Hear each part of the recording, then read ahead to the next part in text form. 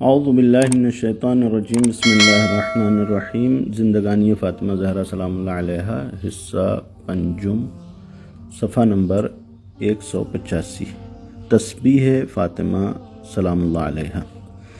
اضافی کمالات اور ذاتی مناقب کے بعد اسلام میں صدیقہ طاہرہ کی عطا کا جائزہ لیا جائے تو اس کی بھی دو قسمیں ہیں۔ صدیقہ طاہرہ نے ملت اسلامیہ کو درس تسبیح بھی دیا ہے اور اسلام کو محافظ بھی فراہم کیے ہیں۔ درس تسبیح کے اعتبار سے آپ کی تسبیح آج بھی ہر نماز کی تکمیل اور ہر عبادت کی جان ہے۔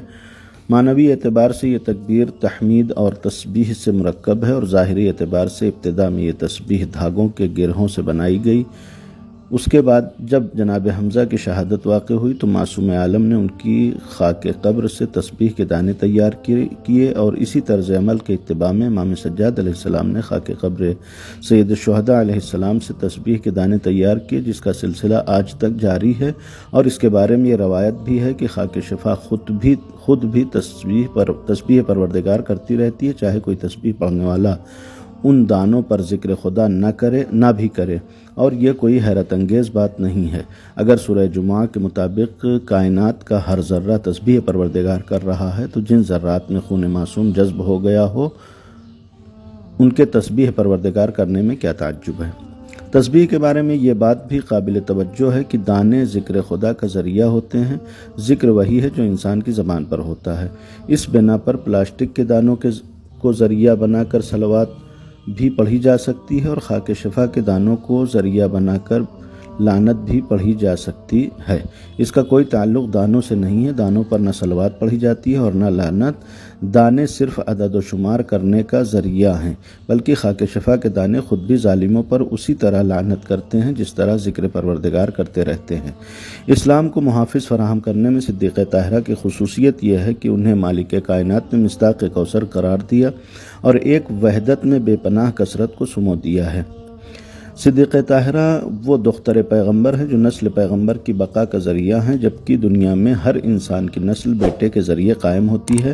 اللہ نے پیغمبر اسلام کی نسل کو بیٹی کے ذریعے قرار دیا اور پھر اس میں اس قدر برکت دے دی کہ ایک محتاط اندازے کے مطابق آج دنیا میں تقریباً 35-40 ملین سادات پائے جاتے ہیں، جن میں سے تقریباً 20 لاکھ عراق میں، 30 لاکھ ایران میں، 50 لاکھ مصر میں، 50 لاکھ مغرب میں، پھر لاکھوں کی تعداد میں الجزائر، تیونس، اردن، شام، لبنان، سوڈان، خلیج اور سعودی عرب میں، پھر تقریباً 2 کروڑ یمن، ہندوستان، پاکستان، افغانستان، انڈونیشیا وغیرہ میں، جیسا کہ فاطمۃ الزہرا من المہد الی اللحد کے مصنف نے تحریر فرمایا ہے۔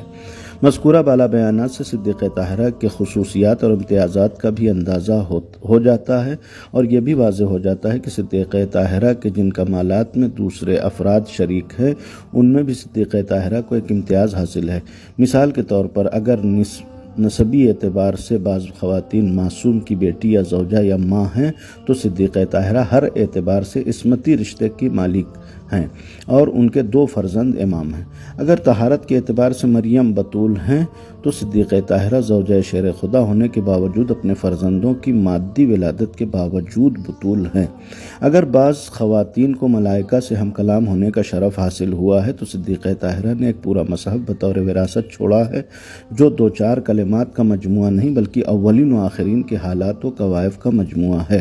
اگر صداقت کے اعتبار سے مادر جناب عیسیٰ صدیقہ ہیں تو جناب فاطمہ زہرا صدیقہ کبریٰ ہیں کہ مریم اپنی عصمت میں عیسیٰ کی گواہی کی محتاج تھیں اور صدیقہ طاہرہ نے مباہلہ میں رسول اکرم کی صداقت کی گواہی دی ہے۔ اگر شجاعت کے اعتبار سے رسول اکرم اور مولا کائنات نے مرد ہو کر ہمت و شجاعت کا مظاہرہ کیا ہے تو صدیقہ طاہرہ نے صنف نازک سے تعلق رکھنے کے بعد بھی اسی ہمت و شجاعت کا مظاہرہ کیا ہے۔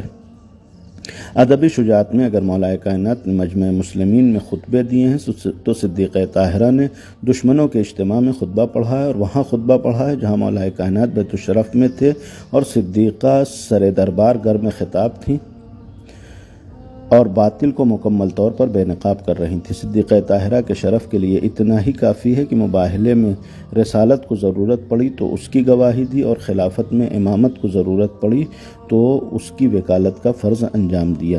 فسلام اللہ علیہا وعلی ابیہا وبعلہا وبنیہا ورحمۃ اللہ وبرکاتہ۔